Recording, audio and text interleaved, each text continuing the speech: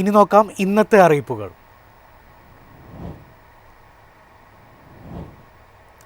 Reserve bank of ഇന്ത്യയിൽ ജോലി നേടാൻ ആഗ്രഹിക്കുന്നവർക്ക് സുവർണ അവസരം. ഓഫീസ് അറ്റൻഡന്റ് തസ്തികകളിലേക്ക് നിയമനം നടത്തുന്നതിനുള്ള ഔദ്യോഗിക വിജ്ഞാപനം RBI പുറത്തിറക്കി. റിസർവ് ബാങ്ക് ഓഫ് ഇന്ത്യയിൽ ഓഫീസ് അസിസ്റ്റന്റ് തസ്തികകളിൽ 572 ഒഴിവുകളിലേക്കാണ് നിയമനം. താൽപ്പര്യമുള്ളവരും യോഗ്യരുമായ വിദ്യാർത്ഥികൾക്ക് RBIയുടെ ഔദ്യോഗിക വെബ്സൈറ്റായ rbi.org.in വഴി ഓൺലൈനായി അപേക്ഷിക്കാം. അപേക്ഷ സമർപ്പിക്കേണ്ട അവസാന തീയതി ഫെബ്രുവരി 4 ആണ്. 18 മുതൽ 25 വയസ്സ് വരെ പ്രായമുള്ളവർക്ക് അപേക്ഷിക്കാം. പട്ടികജാതി, പട്ടികവർഗം, OBC വിഭാഗങ്ങൾക്ക് പ്രായപരിധിയിൽ ഇളവുണ്ട്. തിരഞ്ഞെടുക്കപ്പെടുന്നവർക്ക് പ്രതിമാസം 24,250 രൂപ മുതൽ 53,550 രൂപ വരെ ശമ്പളം ലഭിക്കും. 10ാം ക്ലാസ് പാസ്സായവർക്കാണ് അർഹത. ബിരുദധാരികൾക്കും ഉയർന്ന യോഗ്യതയുള്ളവർക്കും അപേക്ഷിക്കാനാവില്ല. ഓൺലൈൻ പരീക്ഷയും ഭാഷാ പ്രാവീണ്യ പരീക്ഷകളുമാണ് തെരഞ്ഞെടുപ്പ് നടപടികൾ. ഓൺലൈൻ പരീക്ഷയിൽ reasoning, general English, general awareness, numerical ability എന്നീ വിഷയങ്ങളിൽ ഓരോന്നിലും 30 ചോദ്യങ്ങൾ വീതം ആകെ 120 ചോദ്യങ്ങളുണ്ടാകും. പരീക്ഷയുടെ ദൈർഘ്യം 90 മിനിറ്റാണ്. ഓരോ വിഭാഗത്തിനും പ്രത്യേക യോഗ്യത നേടണം. പരീക്ഷാ സമയത്ത് കാൽക്കുലേറ്റർ ഉപയോഗിക്കാൻ അനുമതിയില്ല. News desk Myfin TV. പഴയ വാഹന ഉടമകൾക്ക് ആശ്വാസവുമായി സംസ്ഥാന സർക്കാർ. കേന്ദ്ര സർക്കാർ വർദ്ധിപ്പിച്ച ഫിറ്റ്നസ് ഫീസിൽ 50% കുറവ് വരുത്തിയതായി ഗതാഗത മന്ത്രി KB ഗണേഷ് കുമാർ അറിയിച്ചു. 15 മുതൽ 20 വർഷം വരെ പഴക്കമുള്ള വാഹനങ്ങളുടെ ഫിറ്റ്നസ് പുതുക്കൽ ഫീസിലാണ് പ്രധാനമായും കുറവ്.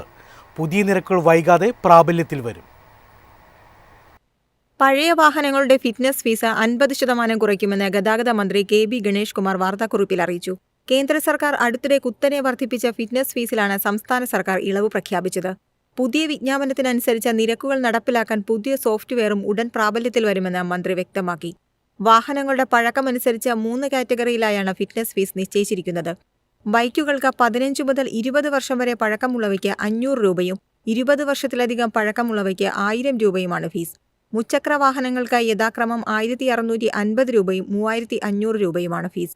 കാറുകൾക്ക് 15 മുതൽ 20 വർഷം വരെ 3,750 രൂപയും 20 വർഷത്തിന് മുകളിൽ 7,500 രൂപയും ഈടാക്കും. ഇടത്തരം വാഹനങ്ങൾക്ക് 13 മുതൽ 15 വർഷം വരെ 1000 രൂപയും 15 മുതൽ 20 വർഷം വരെ 5,000 രൂപയും 20 വർഷത്തിന് മുകളിൽ 10,000 രൂപയുമാണ് ഫീസ്. ഹെവി വാഹനങ്ങൾക്ക് 13 മുതൽ 15 വർഷം വരെ 2,000 രൂപയും 15 മുതൽ 20 വർഷം വരെ 6,500 രൂപയും 20 വർഷത്തിന് മുകളിൽ 12,500 രൂപയുമാണ് പുതുക്കിയ നിരക്ക്.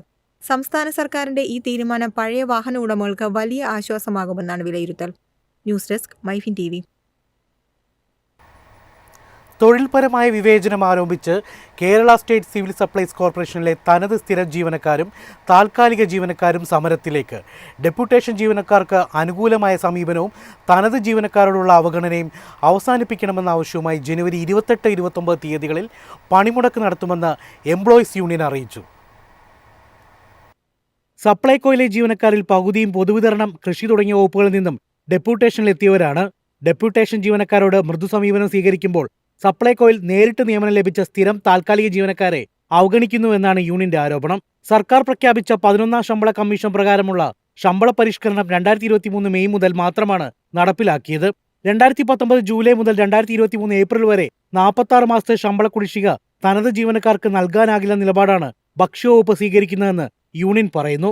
അതേസമയം 2021 മാർച്ച് മുതൽ ഡെപ്യൂട്ടേഷൻ ജീവനക്കാർക്ക് സപ്ലൈകോയുടെ തനത് ഫണ്ട് ഉപയോഗിച്ച് ശമ്പള പരിഷ്കരണവും 2019 ജൂലൈ മുതലുള്ള കുടിശ്ശികയും അനുവദിച്ചതായും ആരോപണമുണ്ട്. സൂപ്പർ മാർക്കറ്റുകൾ, മാവേലി സ്റ്റോറുകൾ തുടങ്ങിയ ഔട്ട്ലെറ്റുകളിൽ ജോലി ചെയ്യുന്നവരിൽ ഭൂരിഭാഗവും ദിവസവേതനക്കാരും താൽക്കാലിക തൊഴിലാളികളുമാണ്. മാസത്തിലെ സെയിൽസ് കളക്ഷൻ ലക്ഷ്യത്തെ ആശ്രയിച്ചുള്ള അശാസ്ത്രീയ ടാർഗറ്റ് സംവിധാനം കാരണം ഒരു മാസത്തെ നിശ്ചിത കളക്ഷനിൽ ചെറിയ കുറവുണ്ടായാലും ശമ്പളം ലഭിക്കാത്ത സാഹചര്യം നിലനിൽക്കുന്നുവെന്നും യൂണിയൻ ചൂണ്ടിക്കാട്ടുന്നു.